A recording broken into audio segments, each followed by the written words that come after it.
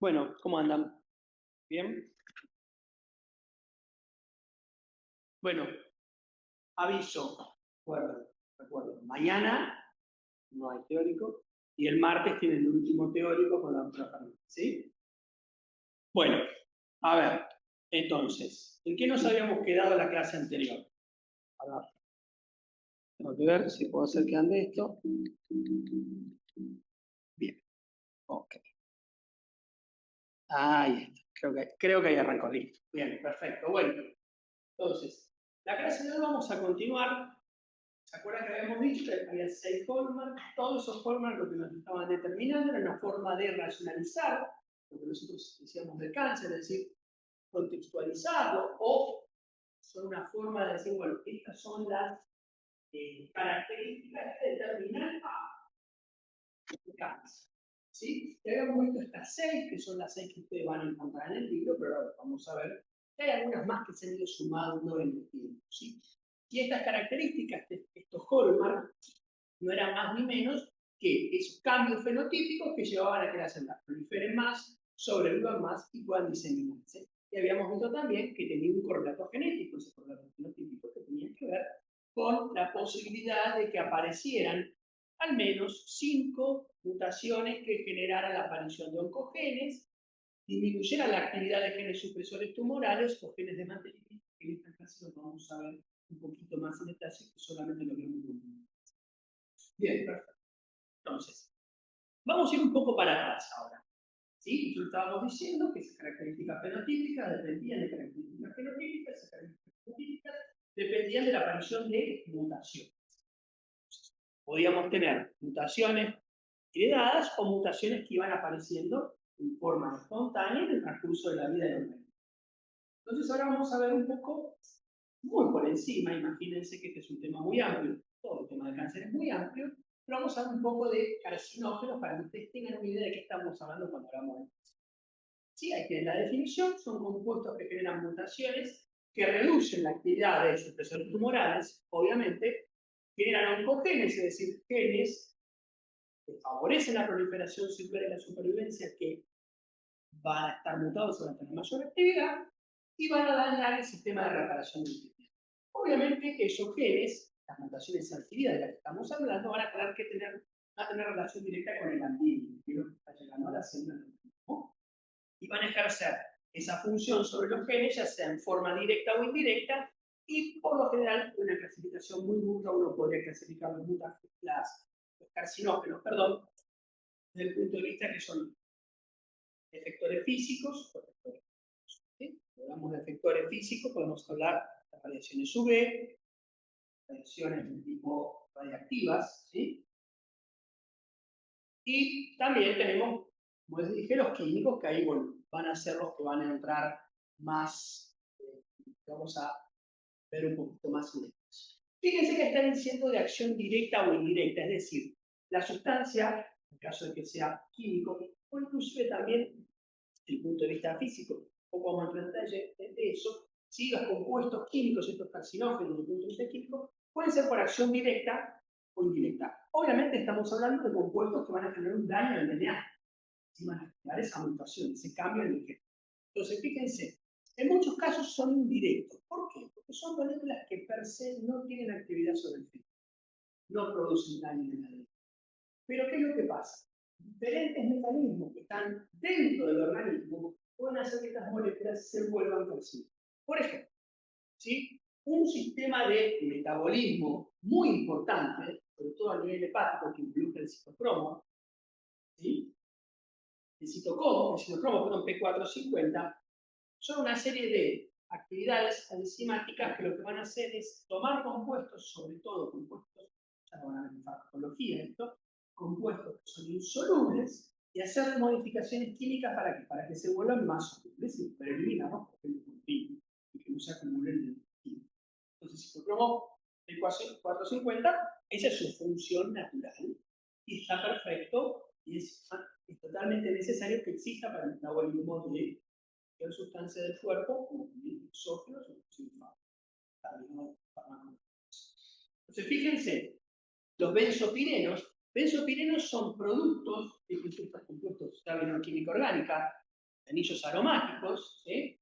Anteplanos, que si ustedes se fijan, son producto principalmente del metabolismo, perdón, de la combustión incompleta de compuestos sólidos. Per se no hace nada el isospireno, pero el citocromo P450, una de las cosas que hace, fíjense, es generar estos grupos epóxidos que después se transforman en oxidino. ¿Para qué? Para que la molécula se vuelva más soluble. Oxidino, si rompemos de alguna manera ese anillo aromático, ese compuesto se vuelve más soluble. El problema es que cuando forman, fíjense, estos epóxidos acá, esos epóxidos son extremadamente reactivos. Y si esos epóxidos se encuentran, fíjense, ADN, pueden generar adductos que prácticamente lo que hacen es que, ¿sí? Una guanina, losina, cuando venga la cadena polimerasa, en vez de interpretarla químicamente como una guanosina, la interpreta como una timina. Entonces, cuando copia la cadena polimerasa, en vez de copiar, ¿sí? En vez de sintetizar su complementario, que sería agregar una C, citosina, incorpora una adenina. Y ahí tenemos una mutación puntual. O sea, si eso genera un cambio en el marco de lectura, la aparición de un codón de stop, o cambios en el sitio característico de la enzima, de cambios, obviamente puede ir reiterándose todo el genoma, va a generar una mutación. ¿Y de dónde aparecen esos benzopirenos? Bueno, como yo les decía, principalmente uno de los orígenes más importantes de los benzopirenos es el cigarrillo, como el cigarrillo.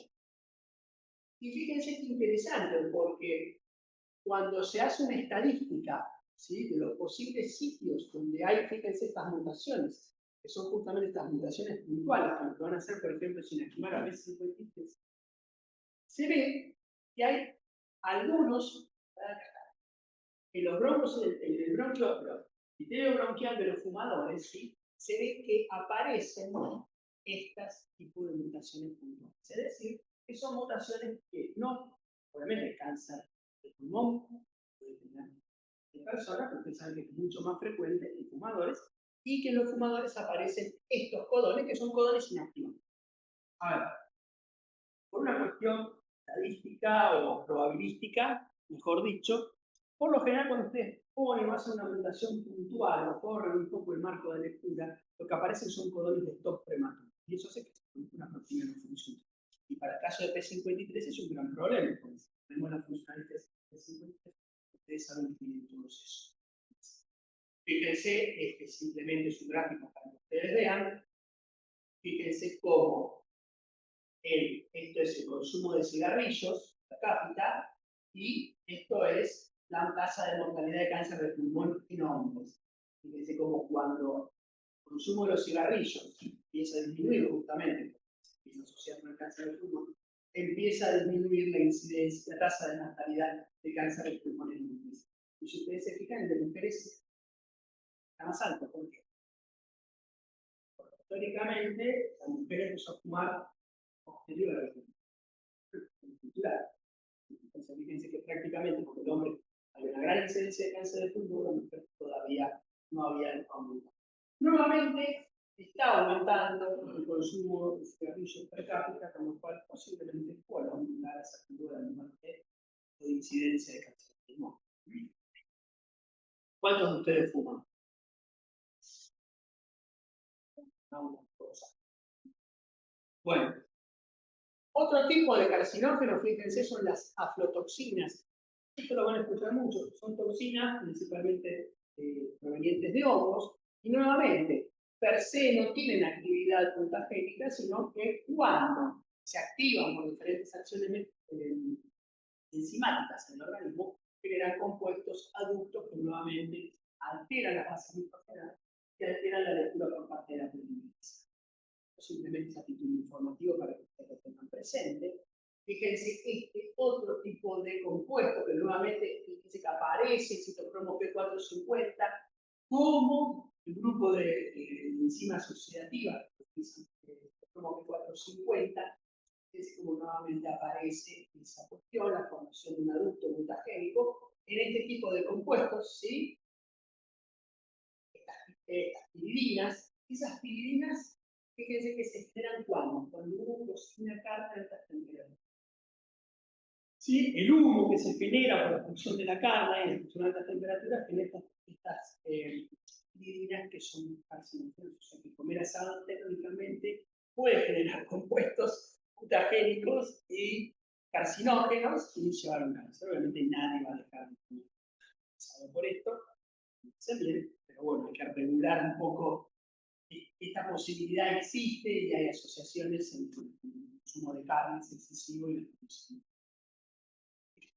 Bueno, hasta ahora estuvimos sabiendo, esto es simplemente a título informativo, esto sí me interesa un poquito más, lo vamos a hablar a continuación. No tiene que ver más con una cuestión preventiva que ustedes tengan presente, pero esto tiene más que ver con nos interesa acá en biología, vamos a ver. Fíjense que estamos hablando de que genes que mutan por acción del ambiente. Hasta ahora yo les hablé de estímulos físicos y químicos, pero hay estímulos también en orden biológico, ¿sí? Acá tenemos a este señor, Peyton Roos. Peyton Roos es un investigador y fíjense lo que hizo. Este es el trabajo de Peyton Roos publicado en el año 1911. Este es el abstract, la primera parte del trabajo, vamos a leer algunas cositas, y fíjense lo que hizo. Yo se los voy a contar. Agarró, hay un tipo de cáncer, es un sarcoma que aparece en aves, de corral, y este señor lo que hizo fue agarrar ese tumor e inyectárselo a otras aves, y generaba tumores. Pero después de un trabajo, ¿sí?, de Ellerman y Van, en el cual tomaban esos tumores, con leucemia, agarraba ese tumor y fíjense lo que hacía. Removía las células, hacía como un lisado de las células, filtraba eso, y ese filtrado que no tenía células lo inyectaba en otras gallinas y la gallina desarrollaba a los 31 días aproximadamente sarcoma. O sea que él, de alguna manera, estaba viendo que el cáncer era transmitible, ¿sí? Y una cosa interesante, que fíjense que acá dice que él probó inyectar este filtrado en ratones, en ratas, perdón, ratones, perros, y no encontró tumores. Con lo cual, ese inductor de cáncer, evidentemente, es especie específico, lo cual era bastante importante. Acá, fíjense, esto es bastante interesante porque cuando él publica estos trabajos, varios patólogos le dicen: joven, si usted encontró una causa transmisible del cáncer, ¿por qué no es cáncer? O sea, había una concepción en la cual el cáncer era algo intrínseco del organismo que no podía ser transmitido. Bueno, al final se terminó riendo. ¿Cuántos años después, en el 96, le dan el premio Nobel justamente por encontrar una relación entre tumores inducidos y los virus? Claramente los virus, y ahí este virus, justamente el sarcoma de aves, se llama Rux sarcoma virus, RSV, ustedes lo ven. Entonces, esta es junto con el Hermann, que el Hermann no lo dio el premio Nobel, pero junto con ellos se encuentran justamente que los virus pueden provocar cáncer. ¿Sí? Claro, como verán era algo bastante. Entonces, obviamente, Rux no fue capaz de aislar el virus y de identificar el mecanismo. ¿Sí? Murió 3 años después de que le dieran el premio Nobel. Pero sí, en los años 70, obviamente, se aisló y se secuenció, no sé por qué se intensificó ahí, se aisló y se secuenció el gen de este virus, y fíjense que este virus es un RNA virus que transcribe ADN. Y entre sus genes, ¿sí?, se vio que aparecía, que era el oncogen propiamente dicho, el B-SRC, ¿sí?, que es la proteína presa del virus, que es en sí un motor. ¿Está claro? Acá no es un protoncogen que está en el organismo y que muta protoncogen, sino que el virus trae un gen que expresa un protoncogen. Y si ustedes se fijan, existe esta proteína, protoncogen, en las células normales de eucariotas. Lo que puede haber pasado, y esto pasa mucho, yo no soy genetista, pero existe en la historia momentos en los cuales los virus se llevan de alguna manera material genético de su y de estas máquinas. Yo les cuento, muy cortito, la clase va a ser todo minutos. Yo les voy a decir las cosas importantes. Ustedes saben que hoy por hoy se están generando cerdos que expresan glicoproteínas que son compatibles con los humanos. ¿Para qué? Al principio de hecho está probado, inclusive para el consumo humano, para gente que tiene alergia a carne roja, que es una cosa un poco rara, pero la finalidad final de esos animales transgénicos es generar órganos para trasplantes humanos y que no generen rechazo. Y una de las batallas que hay ahora, terminar de tener esos cerdos especiales para generar órganos para trasplante humano, es eliminar, lo hacen por CRISPR-Cas, que seguramente se comentaron, eliminar secuencias de virus que están metidas dentro del género. Porque son secuencias peligrosas que se llegan a activar en el organismo web, que finalmente de ser hígado, es todo un problema. Entonces, nosotros estamos completamente invadidos de material genético de virus y definitivamente hemos recibido. Bueno, volviendo al tema, posiblemente cuando se generó este virus, se llevó ese gen de una célula que lo afectó. En un momento surgió esta variante, este virus. Y si ustedes se fijan, esta proteína, que es una quinasa, esa SRC humana, dice que tiene eso, la del pollo también, y la del virus tiene la particularidad de que es un poquito más cortita. Entonces, fíjense, fíjense que por lo general esta quinasa, es una tirosina quinasa, cuando está fosforilada en la tirosina 530, se encuentra en una conformación inactiva. Cuando se desfosforila y se fosforila la tirosina en 419, adquiere su conformación. Entonces, básicamente lo que está haciendo el virus cuando se incorpora o infecta a las aves, le está expresando una proteína que, fíjense, tiene la tirosina activadora, pero una tirosina inhibidora. Entonces, es una proteína que es RC constitutivamente activa. Y si ustedes se fijan acá, no es capaz. Si ustedes se fijan, miren esta tirosina quinasa en todas las secuenciaciones que participan. Como ya lo mismo. Yo tengo una proteína que está constitutivamente activa, que es una tirosina quinasa, que es capaz de fosforilar receptores de factores de crecimiento, activación de la vía quinasa, fíjense donde termina siempre también, en la vía de la MAP quinasa, la vía por excelencia, entonces, prácticamente está generando un oncogen, está incorporando un oncogen en una célula, y esto, sumado, termina en un proceso. Pero bueno, esto es en aves,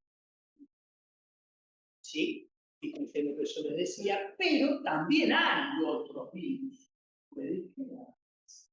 Premio Nobel, fíjense, otra vez por el descubrimiento del HPV, que produce cáncer de cuello de útero, y bueno, en el mismo año de paso a recibir el premio Nobel por los investigadores por el descubrimiento del HPV. Eso suele hacer eso a veces de más personas. Pero lo que nos va a interesar a nosotros es lo que demostró este.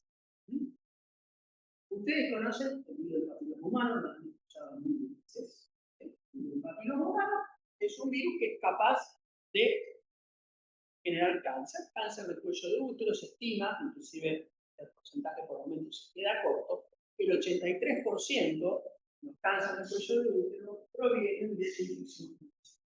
Es decir, es un virus que el cuello de útero puede producir, cada vez va incrementándose más el número. La última vez que leí, el 30% de los cánceres de boca y de garganta venían o tienen relación con HPV. Tenemos que hacer la relación, la relación entre sexo oral y HPV. Solamente poniéndose preservativo uno evita el HPV. Y se ha visto que alrededor del 30% de esos cánceres son relacionados con el HPV, y la relación HPV-boca tiene que ver con las relaciones sexuales y orales. No todos los HPV producen cáncer. Fíjense que estas son las variables o los isotipos más habituales que producen cáncer. También produce cáncer de pelo. en los hombres no se crea que es una cuestión solamente de problemas de cuello y útero. Bien, miren acá, esta estadística. Se cree que entre el 60 y el 70% de los cánceres orofaringos en Estados Unidos, ¿sí? En Estados Unidos tienen que ver con el HPV. O sea que el HPV es importante. Hoy por hoy ustedes saben que hay vacunas, ¿sí? Se está vacunando a la gente contra el HPV, está en contra de esas vacunas.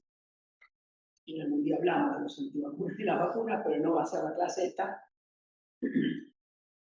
Y de todas maneras hay que tener en cuenta que esas vacunas son contra alguna de estas variantes, pero no contra todas. Con lo cual no hay una cobertura del 100% respecto al HPV. Obviamente el HPV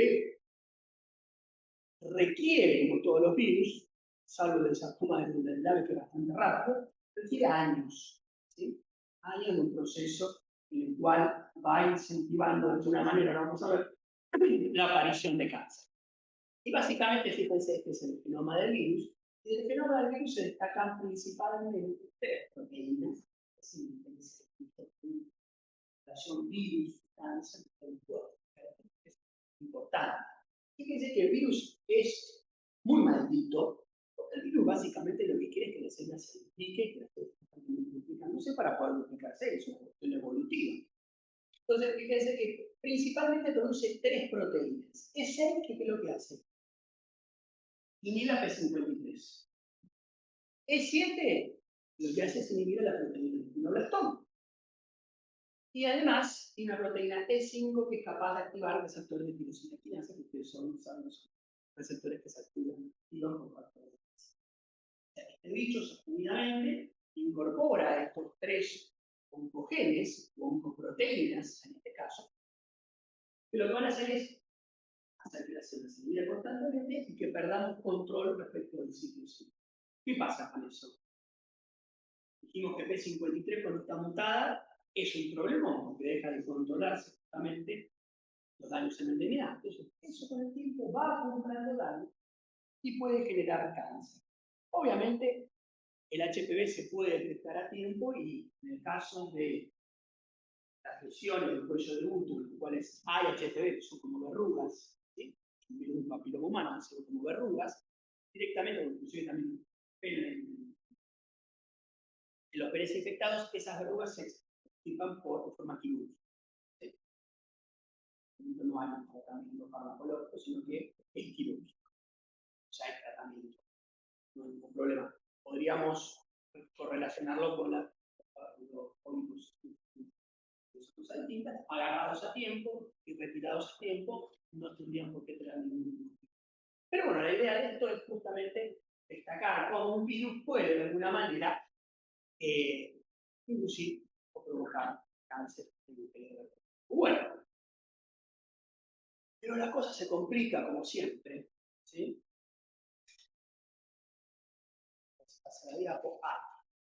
En el año 2011 ya aparece, esto es del año 2000, en el 2011 empiezan a aparecer nuevos jóvenes. Yo no voy a decir que se van 14 jóvenes que hay hoy por hoy. Porque algunos inclusive no son características distintivas propiamente dichas, sino que son características facilitadoras, es decir, situaciones en las cuales se facilita la función. Pero básicamente, fíjense, son esos cuatro hallmarks que ahora le vamos a dar un poquito, le vamos a prestar un poquito de atención. ¿Sí? Fíjense, ya se incorpora la desregulación del metabolismo energético, eso es súper interesante, lo vamos a ver. Evasión del sistema inmune, que es muy interesante, muy terapéutico también, lo vamos a ver. Inestabilidad genoma y mutaciones, que eso lo vamos a ver a continuación. Y la aparición de estados proinflamatorios. Estados proinflamatorios, en su mayoría, favorecen la aparición de cáncer. Ahora vamos a ver. Vamos con la desregulación del metabolismo energético. Historia bastante interesante que en el último tiempo ha vuelto a ponerse de moda de alguna manera por las razones científicas correctas y por las razones pseudocientíficas que siempre son incorrectas. ¿Sí? Bien, este señor, Otto Warburg, ¿sí? Que es uno de los pocos que recibió el premio Nobel en la Alemania nazi, ¿sí? Recibió el premio Nobel por el descubrimiento de la naturaleza y el modo de acción de enzimas respiratorias. Es decir, que el hombre se involucró en estudiar las enzimas que están relacionadas con la respiración celular. ¿Tá? Y lo que encontró Don Barlow, que por eso se llama efecto Barlow,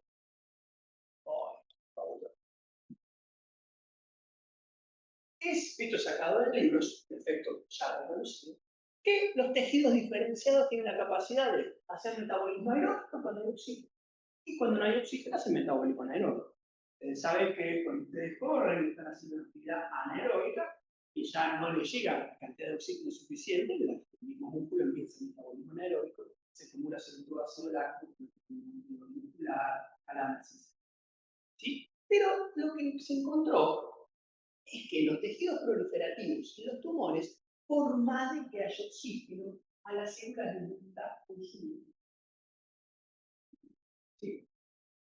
Les gusta consumir glucosa y no les gusta hacer metabolismo o respiración aeróbica. Y eso se conoce como efecto Barlow, es decir, las células cancerosas, tanto el estado proliferativo, no utilizan el piruvato para entrar dentro de la respiración mitocondrial, sino que directamente van a acumular lactato. Eso obviamente, imagínense, genera un medio ácido. ¿Sí? Entonces, esto es muy interesante porque se empezó a ver, entonces, bueno, ¿por qué razón las células tumorales prefieren el metabolismo anaeróbico que el metabolismo aeróbico? Bueno, hay varios trabajos en los cuales se ha visto que hay diferente expresión, con diferente expresión de piruvato quinasas dependiendo del tejido. Inclusive se ha empezado a ver que hay enzimas como la lactatodecidrogenasa que puede estar mutadas, puede cambiar su actividad en las células. Y la pregunta que surgió, bueno, el señor Barlow dijo que él se iba a ganar otro premio Nobel poco tiempo porque él iba a descubrir que el cáncer es de origen puramente metabólico. Estuvo propuesto para ganarse otro premio Nobel, pero no por esto, no curó el cáncer, se murió antes de curar el cáncer. Pero dejó algo instalado que durante mucho tiempo, cuando se empezó, esto piense que estamos en el año 31, o sea que este descubrimiento es anterior, y todavía la estructura del DNA ni se conocía. Cuando se empieza a conocer la Watson y Cricket, lo del DNA, empieza a cobrar peso el DNA, como que el cáncer pasó a ser algo más bien genético, y se olvidó lo metabólico. Hoy por hoy hay un redescubrimiento de todas esta hipótesis que también tiene que ver con un estado metabólico de la célula. O sea, este es el efecto Barlow. El problema con el efecto Barlow es que se malinterpreta. Primero, el premio Nobel no lo ganó básicamente por el efecto Barlow, lo ganó por otra cosa. Y está claro que si yo les estoy diciendo que un tumor hace constantemente metabolismo anaeróbico, claramente el tumor está en un medio ácido, está produciendo mucho lactato. Ahora, eso no quiere decir que el medio ácido sea el que produce el cáncer. Eso es una proyección, un razonamiento que a veces no es correcto. Por eso hay que tener mucho cuidado cuando uno explica las cosas con analogía, porque a veces uno para explicar algo con una analogía, después la gente sigue con la analogía y saca conclusiones respecto de ese mecanismo molecular básico, utilizando proyección de la analogía y se llega a las conclusiones incorrectas. Entonces, ¿lo habrán escuchado lo de la dieta alcalina? ¿Nunca escucharon la dieta alcalina? La gente que toma agua alcalinizada para evitar la aparición de cáncer. ¿No? ¿En serio? Wow, bueno, está bastante de moda eso. Entonces, ¿qué dice? Bueno, las carnes son acidificantes, entonces son carcinógenas. Las verduras son alcalinizantes, entonces son anticáncer. Hay toda una rama interesante que estudia el metabolismo de la glucosa y los niveles de glucosa y la aparición de tumores y el favorecimiento del crecimiento de tumores, pero eso es algo científico que todavía no tiene una aplicación en salud. Entonces, toda esta gente es maravillosa, porque cuando uno dice, bueno, entonces no puedo comer cítricos, los cítricos son ácidos. Ah, no, los cítricos cuando entran en el organismo se vuelven alcalinos. Entonces siempre terminan ganando. Y hablan mucho de acidez, tomar agua alcalina. No sé, alcalina, pero ustedes saben que el estómago tiene un pH de 2, con lo cual va a durar bastante poco, ¿no? Pienso yo. Bueno, se ha hablado de la cura contra el cáncer, de mezclar, de tomar bicarbonato con jugo de limón, cual si yo me pongo ácido de abajo, ustedes que saben que eso tiene camisa y ¿sí? Pero bueno, es algo que hay que tener en cuenta, es algo que la gente lo tiene muy incorporado, yo lo he escuchado mucho, por eso lo traigo a colación. De hecho, buscando algo de Barber me apareció toda una página sobre un hombre que toma todos estos preceptos y empieza a dar unas recomendaciones. Oh, y está en el marco de una obra social, una prepa. Bueno, lo importante es que ustedes, como gente que estudia una carrera, tiene que ver con la salud y que espero que tengan formación científica estricta, eso no quiere decir que uno no esté abierto a que puedan cambiar las cosas, pero uno lo incorpora cuando está debidamente demostrado, científicamente demostrado. Entonces, bueno, estas dietas alcalinas, que están muy de moda, lo que dicen es que hay que alcalinizar la sangre. Yo lo único que les voy a decir es que el pH sanguíneo tiene que estar entre 7,35 y 7,45. Alguno de ustedes se dedicará en algún momento a química clínica y pasará por una guardia de terapia intensiva y cuando hace análisis de medio interno, una de las cosas que se mira es que esté clavado e inclusive se fija si hay un desplazamiento de los diferentes del estado ácido-base para poder controlar. Un paciente fuera de esto se muere. Un paciente con un pH 7,3 se muere. Un paciente con pH 7,5 se muere. ¿Sí? De hecho, fíjense que se estudia los niveles de los reguladores ácido-base para ver si hay que compensarlo al paciente. Es decir, no se puede alcalinizar la sangre. ¿Sí? La sangre tiene que estar en este pH, no es compatible con la vida. Pero bueno, como esto, si alguno de ustedes sigue investigando y se va a encontrar con eso, me veo en la obligación de decirse, no se puede. Ahora que uno, consumiendo menor cantidad de carne, consumiendo más verdura, fruta, fibra, esté mejor desde el punto de vista de la salud, se toma, eso es completamente demostrado, pero de allá que es porque alcalinizó las. Bueno, fíjense esta foto, ahí está Barber, ¿y saben quién es este? ¿No saben? El que da nombre a la plaza que cruzamos antes de entrar a la partida. ¿Sí? Bernardo Hussein. ¿Mm? Esta cosa es una especie de perdón, ¿no?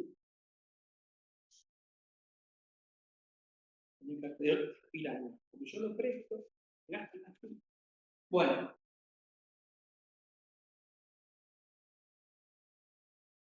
Continuando con la desregulación del metabolismo energético, que estamos de acuerdo que las células tumorales hacen eso es perfectamente demostrado. Fíjense qué interesante esto también, porque se incorpora también lo que llaman los hongos metabólicos. Simplemente para que se lo tengan presente. Fíjense que se han encontrado algunas mutaciones, ¿sí? Sobre todo en la enzima que cataliza el pasaje de isocitrato a 3 a alfa-cetoglutarato. Hay mutaciones que en vez de producir alfa-cetoglutarato, la enzima cambia el producto que genera y genera 2-hidroxiglutarato. Y se ha visto que ese hidroxiglutarato puede involucrarse en tumores entre 5 y 25 milimolares, altísimos. Entonces, fíjense que la mutación en una de las enzimas responsables de la respiración puede provocar un metabólito. Este metabolito se ha visto que, fíjense, puede inhibir histona metiltransferasa, puede inhibir histonas de metilasas y puede inhibir también las metilasas de la ADN. Es decir, que esa acumulación de ese metabolito, si bien por sí solo no puede generar cáncer, puede ser o puede estar relacionado con la modulación de la expresión de diferentes genes. Ustedes saben que eso puede llevar a la larga a producir cáncer. Entonces, esto es muy importante. Esto hoy por hoy se mira muchísimo desde el punto de vista de los tratamientos convencionales. Bueno, pero no todo es malo. ¿Por qué? Porque si las células tumorales necesitan mucha glucosa, ¿qué puede hacer uno?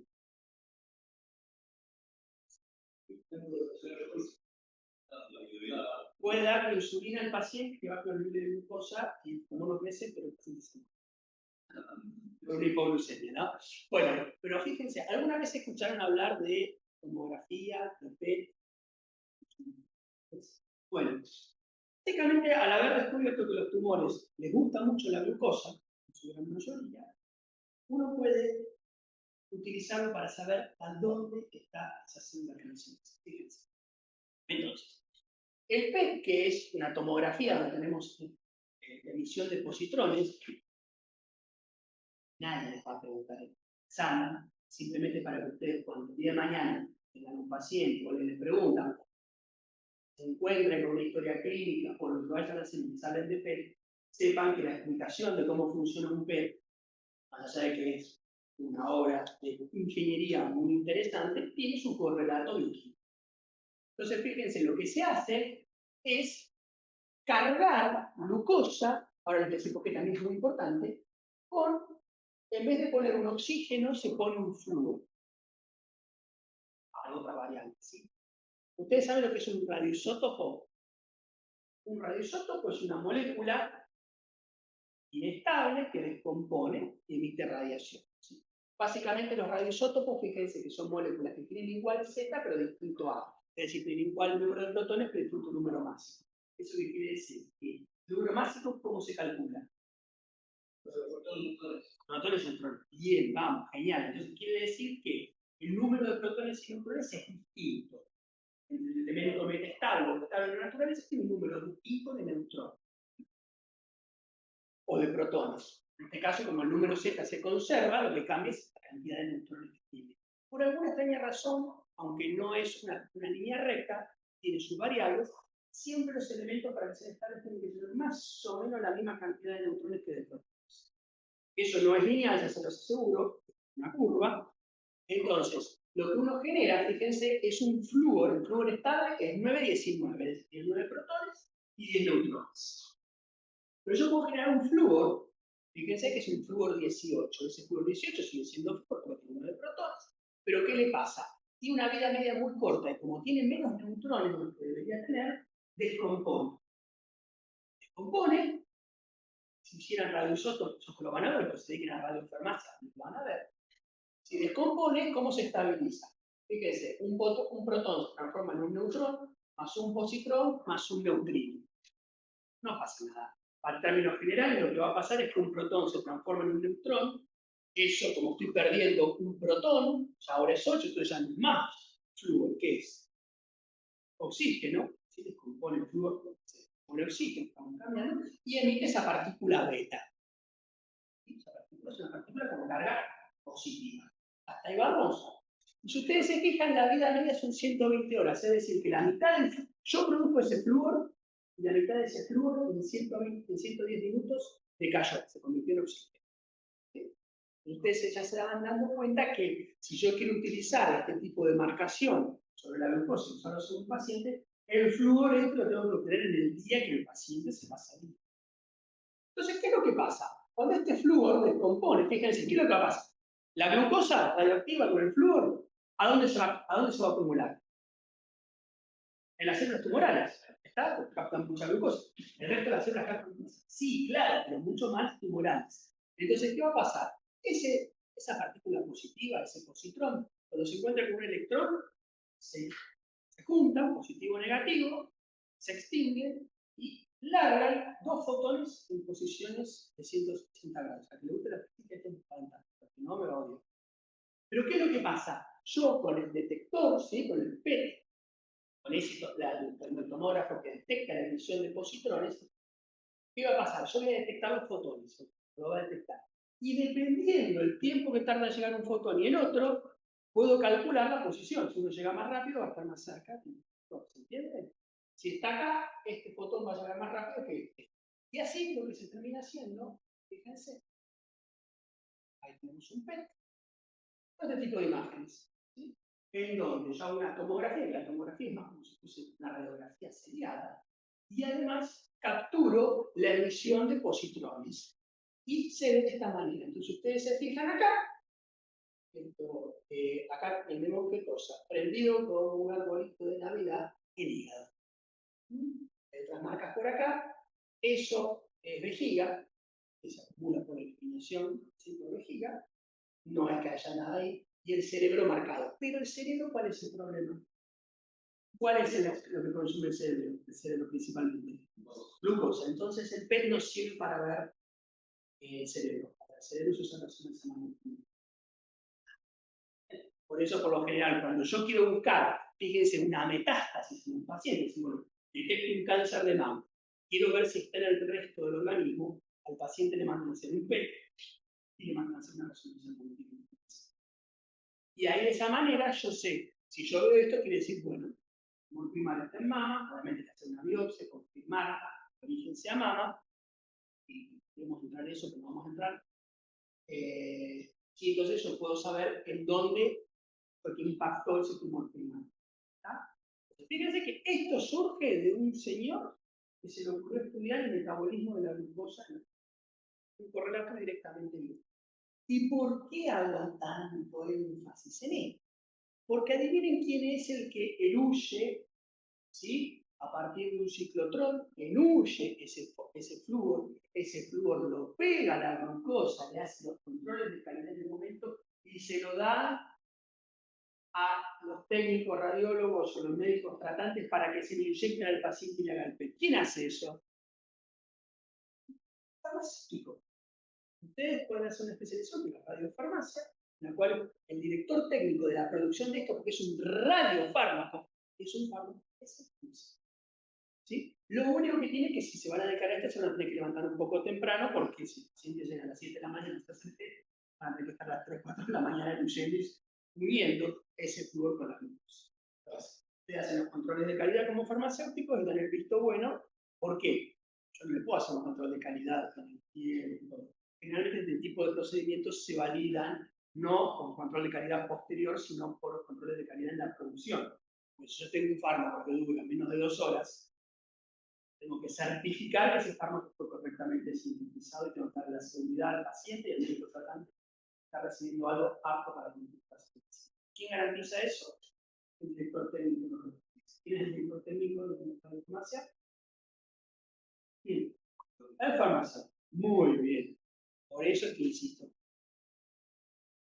Bien. Ahora pasamos a otro de los hallmark. ¿Sí? ¿Ah, siguen hasta acá? El efecto Barnum es importante. Los virus son importantes. El PET es importante, pero no se puede. Sí, una locura tomarlo. Simplemente es un ejemplo para que ustedes. Fíjense, ¿se acuerdan que habíamos hablado de los fines de mantenimiento y después ustedes vinieron a preguntar y yo no les di no les presté mucha atención, no les expliqué mucho porque lo íbamos a ver después. Les dije que podían incluirse dentro de los genes supresores tumorales, pero tienen super categoría particular, que es la que responde a aquellos genes, ¿sí?, que se van a ocupar de bloquear esa acumulación de mutaciones. Y básicamente son genes que están relacionados con la reparación. Y son de los genes que se heredan, mucha herencia de genes involucrados en el mantenimiento del genoma. Fíjense, esta es una tablita simplemente para que ustedes vean que cuando fallan esos sistemas de reparación del DNA, tenemos diferentes susceptibilidades a cáncer. ¿Sí? La que más me interesa que veamos, simplemente para que ustedes la tengan presente, porque es una problemática desde el punto de vista de la salud hoy por hoy, es, fíjense, esto que yo les decía, BRCA1, BRCA2, que se suelen denominar BRCA1, BRCA2. ¿Sí? Fíjense que reparación de doble rotura por recombinación homóloga. Es un sistema de reparación del DNA. Son genes que mantienen la integridad del DNA. Cuando esa BRCA se pierde, ¿sí?, tenemos mayor riesgo de cáncer de mama y cáncer de ovario. Fíjense, el porcentaje, la incidencia de cáncer de mama en pacientes sin ningún problema en estos genes, es del 13%. Fíjense cómo, dependiendo si es BRCA1 o BRCA2, nos vamos hasta el 72 y el 69%. Entonces, en común, yo les decía, que no solamente haya mutaciones de novo, sino que haya mutaciones que se van ganando. Pero hay mutaciones heredadas. ¿Está? Entonces, si yo tengo una paciente que la madre tuvo cáncer de mama, la abuela tuvo cáncer de mama, muy posiblemente esté relacionado con genes, ¿sí?, heredados. Y uno de ellos puede ser el BRCA. Fíjense que hay casos en los cuales pacientes que detectan estas mutaciones, casi que se recomienda la mastectomía profiláctica, es decir, retirar las dos mamas, inclusive los ovarios. A Angelina Jolie, por ejemplo, le pasó eso, justamente requirió a la mastectomía profiláctica, que bueno, que garantiza un 90% la posibilidad de aparecer cáncer, es bastante interesante desde el punto de vista terapéutico, que bueno, es una decisión bastante compleja. Entonces, muchas veces se estudia eso y fíjense que son de vuelta genes de mantenimiento. ¿Sí? Entonces, esto tiene que ver, está relacionado con este nuevo hormona, que yo les digo que es la inestabilidad del genoma mutación. Por eso lo vamos a ver. De estado inflamatorio, lo vamos a ver un poquito rápido porque no es tampoco importante desde el punto de vista de lo que queremos contarles en biología. Piensen que yo les estoy dando en general. Hay muchos ejemplos para que ustedes puedan verlo desde el punto de vista de la aplicación, pero después lo van a ver en el resto de la carrera. Entonces se ha visto que el ambiente proinflamatorio o inclusive también el ambiente antiinflamatorio puede tener que ver con la aparición de cáncer. ¿Sí? El proinflamatorio se ha visto que cuando hay procesos inflamatorios, inclusive autoinmunes, que involucran una inflamación crónica, hay aparición de tumores. Es decir, que ese ambiente proinflamatorio puede tener relación con la aparición de tumores. ¿Sí? Fíjense que dice que el 15 al 20% de los tumores son precedidos por inflamación, infección o una respuesta autoinmune del organismo. ¿Sí? Es un fenómeno que hay que tener en cuenta, el proceso inflamatorio como predisponente a la aparición de tumores. Que ya se habla, fíjense, de microambiente inflamatorio tumoral. Pero sí, vamos a hacer un parate acá, porque es importante, el compromiso o la evasión del tumor con respecto al sistema inmune. Ya se sabe por hoy, ahora vamos a hablar que es así, que la respuesta inmune está directamente relacionada con una respuesta inmune inapropiada puede terminar favoreciendo la aparición de cáncer o no eliminando el cáncer. Fíjense, esto es un poquito de historia rapidísima. Lo que se vio es que en el año 1891 estamos hablando, que pacientes en los cuales se inoculaba en forma reiterada, ¿sí?, erisipela, que es un estreptococo, se inoculaba, veían la desaparición de tumores. En el año 1891. Después, en el año 1929, se vio que los pacientes con tuberculosis, los pacientes que estaban infectados, ¿sí?, sin tuberculosis, tenían menos probabilidad de tener cáncer que un paciente que no tenía tuberculosis.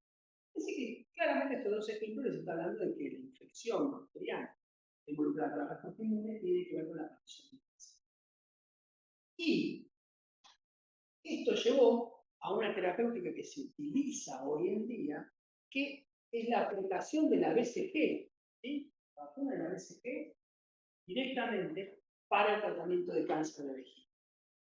Y lo que se vio justamente es lo que, al yo estimular el sistema inmune, ese sistema inmune es capaz de eliminar células tumorales. El tratamiento de BCG en cáncer de vesícula de vejiga se utiliza hoy por hoy. ¿Y qué es lo que pasa? Básicamente lo que se vio es que los tumores son unos malditos. ¿Por qué? Porque son capaces de modular negativamente los receptores.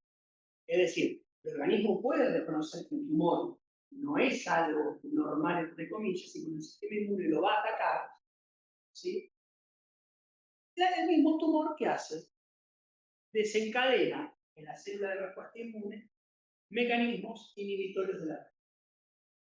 Ahora vamos a ver esto, ¿sí? Y básicamente, lo que se vio es que estos dos receptores pueden ser activados por la célula tumoral, desencadenando en una disminución de la respuesta de la célula de defensa. Quiero pasar esto rápidamente, ¿por qué? Porque el año 2018, no hace tanto, estos dos investigadores ganaron el premio Nobel por su descubrimiento de la terapia contra el cáncer mediante la inhibición o la modulación del sistema inmune. ¿Qué es lo que encontraron ellos? Que fíjense, cuando los ratones eran inyectados con anticuerpos que bloqueaban esos estímulos que provocaba el tumor para disminuir la respuesta inmune, fíjense cómo disminuía el tamaño de los tumores o cómo disminuía el caso. Y prácticamente, fíjense, eran anticuerpos anti-CTLA4,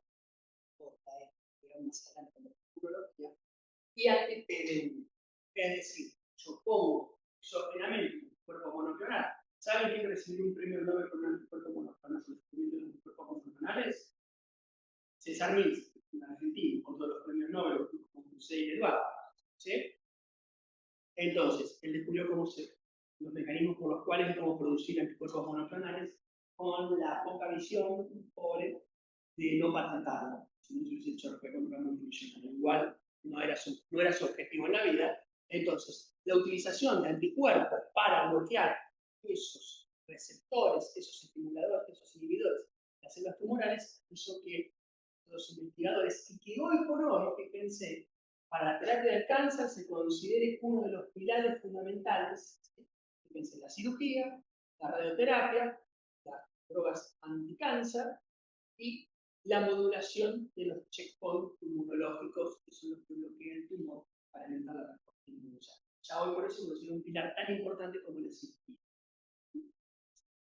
¿Y por qué me interesa que vean esto? Porque fíjense, yo que les dije, este PDL1 activa acá PD1, o este B7, no importa, activa CTLA4, perdón, y estos dos tienen respuesta inhibitoria sobre la célula defensiva. Entonces, ¿qué se hizo? Bueno, busquemos anticuerpos, los ponemos, y como bloqueamos estos receptores, o bloqueamos en la célula tumoral la expresión de esta proteína, o la expresión de esta proteína, lo que yo logro es que el mismo sistema inmune. Y si ustedes lo piensan, es excelente. ¿Por qué?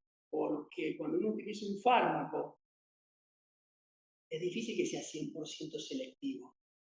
Entonces, acá simplemente lo que yo estoy haciendo es favoreciendo que el sistema inmune encuentre el tumor y lo haga bolsa. Con lo cual hay una selectividad. Fíjense, estos que se lo van a cruzar, nivolumab, ¿sí? Siempre que ustedes vean que termina un fármaco con UMAB, son anticuerpos monoclonales. Fíjense que yo no les estoy hablando en este momento de moléculas orgánicas, estoy hablando de moléculas biológicas. ¿Sí? Y adivinen quién es el responsable de un fármaco biológico. Muy bien, farmacéutico. Entonces, ustedes como farmacéuticos tienen que conocer todo lo que la generación de comprimidos, de formas farmacéuticas, cuáles son las moléculas utilizan para diferentes tratamientos, pero tienen que abrir la cabeza a lo que es la medicación biológica. ¿Por qué? Porque lo que se viene, como yo les dije, es lo biológico. Esto es muy nuevo, están en estudios clínicos, es lo que se viene, es lo que todos los estudios clínicos están tratando de ver, que es la técnica del CAR-T. ¿Qué es el CAR-T? CAR-T es tomar las células de la sangre del paciente, las células defensivas, no vamos a entrar en detalles, ¿sí? Las células T, los linfocitos, los tomo, los purifico. ¿Quién hará eso? ¿O quién será responsable de eso? El bioquímico, ¿sí? Y lo que se va a hacer es, a esos linfocitos se le incorpora el gen,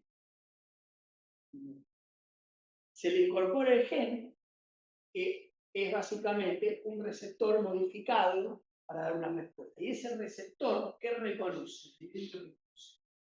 Antígenos de la célula tumoral.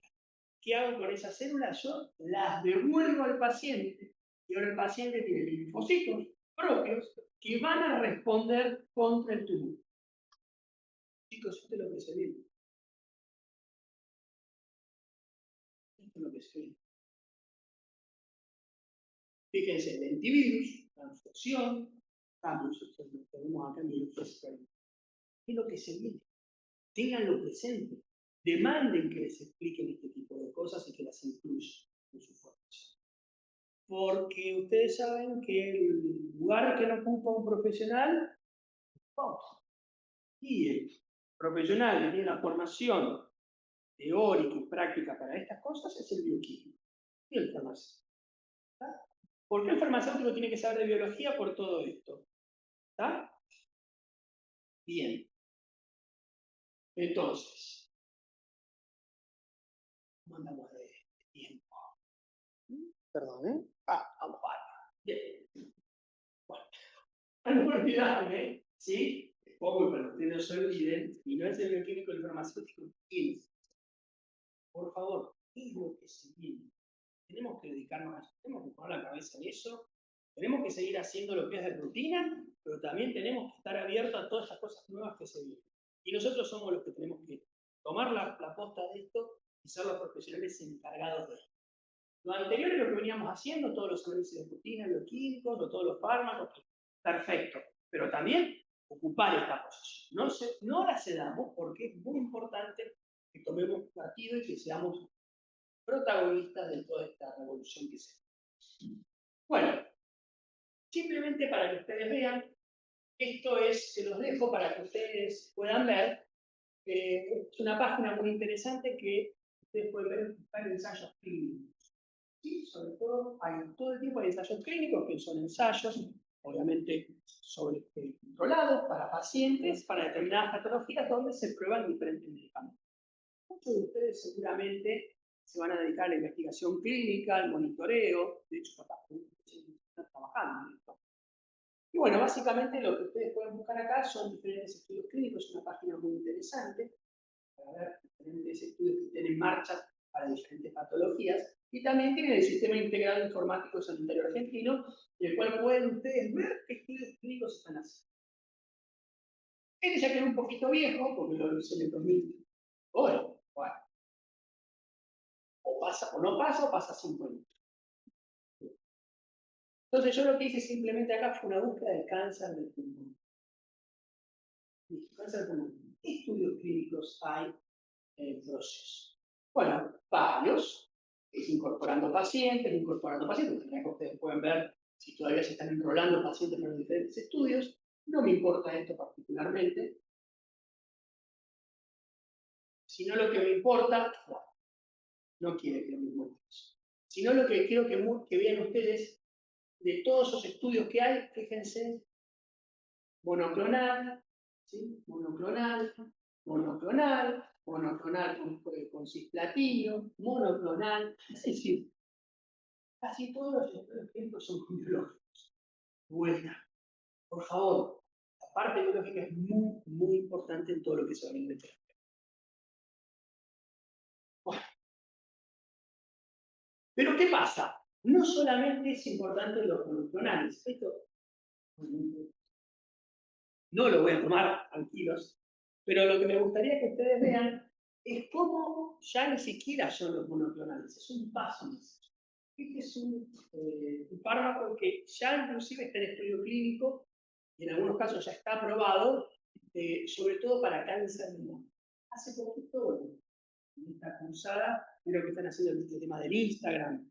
Uno de los grupos publicó justamente el tratamiento de cáncer de mama con anticuerpos monoclonales. Yo sé si alguno de ustedes está acá. Bueno, y contaban cómo eran justamente esos anticuerpos HER2. ¿Se acuerdan de esos HER2 que yo dije que es un receptor que se dimerizaba y que las mutaciones, que cuando estaba activo, muy expresado, podía estar en cáncer de mama, etcétera? No sé si al principio de la clase, ¿sí? Cuando vimos las posibles mutaciones que provocaron un protoncogen para un oncogen.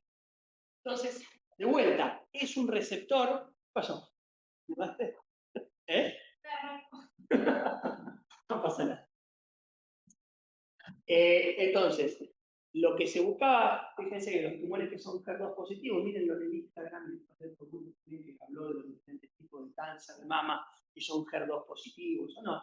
Pero los cánceres HER2 positivos, ese es un receptor, que ustedes ya les dije que es un receptor que no se conoce ligando, pero parece que se dimeriza y se dimeriza con otros receptores activados y estimula la proliferación. O sea, no hay un ligando para HER2 identificado hasta el momento. Entonces, si se dimeriza, el problema es que yo tengo que tratar de que no se dimerice. ¿Cómo lo puedo hacer? Con impedimento estérico. Como hago un impedimento estérico, un anticuerpo monoclonal. O se bloquea, como no se puede dimerizar, no se puede activar, incluso la señal pro-proliferativa, tratamiento. ¿Sí? Y de eso es fantástico los resultados que se tienen con estos anticuerpos monoclonales. ¿Sí? Si se agarra a tiempo, los tumores hoy por hoy, casi el 90% de los cánceres de mama pueden, casi el 25%, pueden llegar a remisión y a cura. Pero esto, fíjense, qué interesante. Tiene el anticuerpo anti-HER2, el anticuerpo anti-HER2 que hace bloquea el receptor, impide la dimerización, tratamiento. Al ser un anticuerpo humanizado, si se pega ese anticuerpo a HER2, ¿y ese anticuerpo qué va a hacer? Va a generar una respuesta inmune. ¿Ustedes saben cómo funciona una vacuna? Yo les doy un antígeno, su cuerpo genera anticuerpos, entonces esos anticuerpos cuando reconocen a la gente patógeno, se unen a la superficie y vienen las células, reconocen ese anticuerpo unido a la superficie y ¿qué hacen? Esas células se pelotan, se mueven. Y digo algunas palabras así para que se despierten, porque me están quedando dormidos. Bueno, entonces, básicamente esta vez lo que va a pasar es que le estoy señalizando a la célula tumoral, que la tumoral también, estoy señalizando en mayor medida la célula tumoral para que el sistema inmune la elimine. ¿Lo tengo muy aburrido ya? ¿Más o menos? Dicen ahí como más o menos. Pero bueno, vamos con este ejemplo y terminamos. Y fíjense lo que hicieron. ¿Qué se hizo? Se unió covalentemente a través de la cisteína de los anticuerpos. El anticuerpo es una proteína. Y a través de un link en un puente, se unió este fármaco. ¿Que saben que este fármaco es un inhibidor de topoisomerasa 1? ¿Se acuerdan de las topoisomerasas? Bueno, las células que se dividen tienen que tener las topoisomerasas para compactar el ADN para que la polimerasa actúe. Entonces, ¿qué pasó? Este fármaco que hoy se está utilizando y tiene resultados muy buenos, se une a las células HER2 positivas, bloquea, y a su vez, ¿qué pasa? Ese complejo HER2 anticuerpo, ¿qué hace la célula? Lo endocina. Va a la vía lisosomal, las enzimas lisosomales lo que van a hacer es clivar este linker, ¿y qué queda liberado? La topoisomerasa 1. Y fíjense que para que se libere este inhibidor de topoisomerasa 1, primero tiene que haber unido el anticuerpo a HER2, no se obvia una célula que no tenga HER2. Entonces, yo voy a concentrar ese inhibidor de topoisomerasa dentro de la célula tumoral. O sea que le estoy dando un fármaco orgánico, molécula orgánica, selectividad y especificidad para las células. Entonces, este sistema hoy por hoy se está utilizando en el link y anda de vuelta haciendo eso. Bueno, hay un montón más de todo el 2014 en el momento. Simplemente a título informativo, este propio proceso de diferenciación. Fíjense quién se incorporó como hallmark. ¿Se acuerdan que yo le había dicho el 2-hidroxiglutarato como control epigenético, reprogramación epigenética sin necesidad de que haya una mutación? Miren quién apareció acá. Apareció ahí, es la parte metabólica. Y simplemente para que ustedes vean cómo esto es totalmente multifactorial. Uno de los factores imponentes y que hoy ya se está pensando es la flora. ¿Podrán escuchar la flora? La flora, estamos perdiendo la variabilidad de la flora, que hay mucha flora intestinal y eso aparentemente está relacionado con patología. Con la gente que se ha dedicado a estudiar y se dedica a estudiar a día de hoy, la presencia de determinada flora en el intestino y diferentes patologías como diabetes, cáncer, etc. Y lo que se ha visto es que dependiendo de la bacteria que yo tengo en el intestino, o sea, dependiendo de la alimentación que yo estoy teniendo, ¿sí? Lo que se ha visto con los años, la biodiversidad de la flora ha ido disminuyendo, básicamente se asocia al uso de antibióticos, posiblemente en forma irracional, de la alimentación, por procesados. ¿Sí? La flora nos termina dando los bichitos que están en los alimentos no procesados. Yo proceso el alimento, esos bichitos no están, entonces baja la flora. Fíjense todo lo que hay, inclusive con enfermedades autoinmunes, es súper interesante, no está del todo relacionado, pero bueno, fíjense que ya otro de la microbiota se relaciona con el cáncer. ¿Sí? Y nada, simplemente terminar con esto para ver qué tan grande puede ser esto. Hoy por hoy ya se plantea el trasplante de materia fecal como terapéutico, que básicamente es limpiar nuestro intestino y nosotros recibir materia fecal de un donante sano. Puede ser por un enema o puede ser por una capsulita en la cual tragamos esa pool de bacterias del donante. Es un poco asqueroso, pero bueno, es básicamente lo que se está ensayando en el mundo. Y nada, fíjense qué complejo que es todo. Las bacterias, saben que ya hay, se sabe que hay compuestos que generan las bacterias en el intestino, que pueden atravesar el intestino y llegar al cerebro y funcionar como neurotransmisores. Entonces, a veces, lo que podemos llegar a decir es que uno es gordo, no porque le gusta comer, sino por culpa de las bacterias que tenemos en el intestino. Yo me escudo en eso. Bueno, listo. Terminamos. Cualquier duda que tengan, saben a dónde encontrarme. Y bueno, descansan mañana y el martes termino. ¿Sí? Bueno, que les vaya bien.